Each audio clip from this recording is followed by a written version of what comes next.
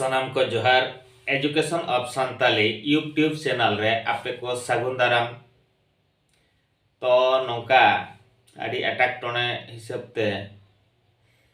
Video bowling upload दाड़े का आदो ओना को नित चाबा कना आदो वीडियो अपलोड टाइम होली ᱧᱟᱢ ᱠᱟᱜᱼᱟ तबे तेहेñ दो मिटांग चिठी साकाम वीडियो अगु कते लिंग हेज कना चिठी साकाम ओका लेका बन ओला ना पठुआ को स्कूल करे खन ओका चिठी साकाम एम कते आको रुआ हसु करे ना को सले दाड़े ओना चिठी साकाम गे तेहेñ दो नवा वीडियो रिलिंग सदरे आदो सानाम नेनेलिया बयहा को इन्हा अरदास आड़े दिन खन वीडियो बालिंग अपलोड का इके कलिंग पे तो आपे कुआ दुलर और आपे कुआ ना वीडियो ने लाइक कमेंट्स करते अलिंग हो आड़ी रास्कलिंग बुझे ओनाते वीडियो को अपलोड अलिंग आदो तेहेñ दो ओना चिठी साकाम के बन नेला मा तबे खान वीडियो बन एतहब लगे चल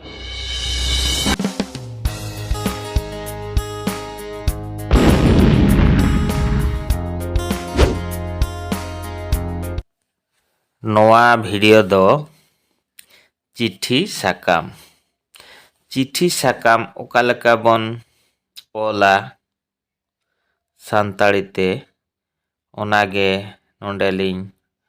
अलकुलिया पुले रबन ओला मान मूल माचेत इना तायनम गुरु गंके ओल इतुन आसड़ा इना अतु ᱧᱩᱛᱩᱢ ढीला जगतपुर अमरदा मयूरभंज इना तायनम ताहेन कान ताबोना साताम रुआ हसु बाबद आदो नित्तो चिठी अलबन एतहबा मालाय नोआ चिठी साकाम ओल रेना लक्ति कथा दो नोआ काना जे इन नोआ जगह रे दो जे जहार ᱧᱩᱛᱩᱢ बन लगाव दाड़े ओनाते अलिंग ᱧᱩᱛᱩम लिंग लगाव का इन कान्हू हेम्ब्रम तुरुई चानस एलएल गेलपुन नोआ इतुन आसड़ा रिनी पठुआ कनई तेहेñ इन रुआ हसु ᱧᱟᱢ आकादिᱧᱟ ओनाते तेहेñ इन इतुन आसड़ा बांगिñ सेन का ओनाते नेहर सातला इन अरदास एदा जे तेहेñ बन सेन कानते इका कñ पे मा तबे जोहार सातला आमरिन पठुआ आदो नेरे दो उनको पठुआ हा ᱧᱩᱛᱩᱢ आदो अलिंगा गेलिंग एम कान्हू हेम्ब्रम चानस तुरुई एलएल गेलपुन अतु ढीला जगतपुर पोस्ट अमरदा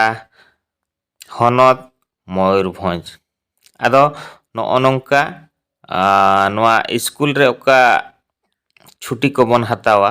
नौका बन ओला चिठी साकाम दो आदो तेहेñा वीडियो दो नोडे गेलिंग मुचेत किया मा तबे ओका लका बन बुझाव किया कमेंट्स ताबन पे लाइक शेयर और सब्सक्राइब दो आलबन हिड़िंग ताबना मा एनखान जोहार।